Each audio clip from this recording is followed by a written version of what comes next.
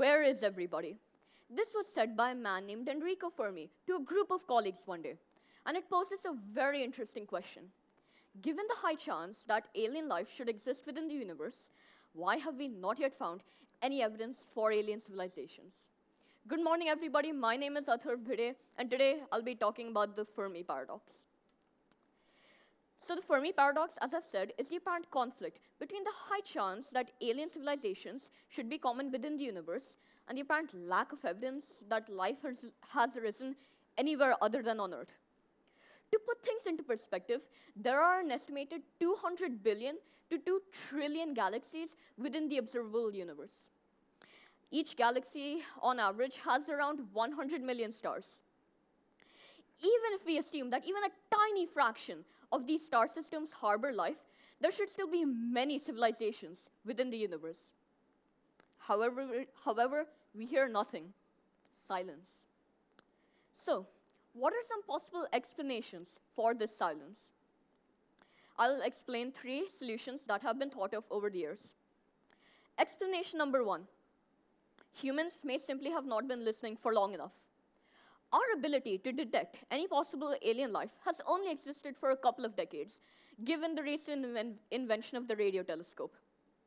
Humans have also only been transmitting radio waves for around 130 years. Homo sapiens 2 is quite a young species, having only existed for 0.002% of the age of the entire universe. If we were to represent the 13.8 billion years that the universe has existed on a line that is 1 kilometer long, the length of time that Homo sapiens has existed would only comprise 2 centimeters of that line. And the time that our radio telescopes have existed would only be, well, you guess. Please raise your hands. If we were to represent the 13.8 billion years that the universe has existed on a 1 kilometer long line, how long would radio telescopes be? Any guesses? Okay, yeah? Maybe 2 millimeters. Okay. 1 millimeter. Okay. 500 meters. Okay, a bear was the closest. It's actually 6 micrometers. That's about the width of a red blood cell. Absolutely nothing. So it's quite possible that humans have neither existed long enough to have discovered alien civilizations, nor to have been detected ourselves. Explanation number 2. There may exist a great filter, a challenge, or obstacle that makes it very unlikely for life to form from inanimate matter, or for advanced civilizations to develop from simple life.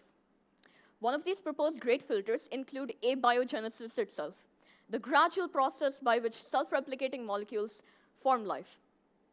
The thing is, however, great filters need not only exist before the development of civilizations, they can exist after too. This is what makes this solution to the Fermi paradox so terrifying. The chance that the reason we may not have heard from anybody is because there is no one to talk to. They're all extinct. And that maybe there's a cataclysmic event awaiting us in the future that will lead to humanity's extinction. Scary, right? The third explanation is worse. The dark forest hypothesis. It states that alien civilizations may exist, but most intentionally remain silent, and those who do not are quickly destroyed by others. Let us imagine that there are 2 civilizations. Let's call them Civilization A and Civilization B.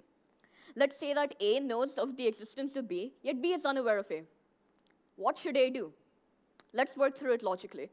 A has 3 options. It can choose to remain silent, it can choose to destroy B, or it can choose to communicate with B. If A chooses to communicate with B, B will then discover the existence of A. Then it will get to make the same 3 options A could make. Thus, it becomes clear that A should not try and communicate, because B might choose to destroy. Let us look back. What if A chooses to remain silent and do nothing? Well, if it does so, it still risks that B discovers its existence sometime in the future. Thus, it becomes clear that the only rational option A has is the one where it chooses to destroy B. Even if A chooses not to do so, it should at all costs avoid the communication option. thus the silence. Even if A didn't know of the existence of B, why would it ever try and communicate and risk itself being discovered and destroyed? This may explain why we have not heard from anybody. Any civilizations that exist remain silent in fear for their own safety. This is precisely why the Fermi paradox has fascinated me for such a long time. It forces you to accept that certain horrors may exist within the universe. Horrors which could have massive impacts for the future of humanity, whether they lead to something good or something worse. I think I'll leave you with a quote. It is attributed to Arthur C. Clarke. Two possibilities exist. Either we're alone in the universe, or we're not. Both are equally terrifying. Thank you.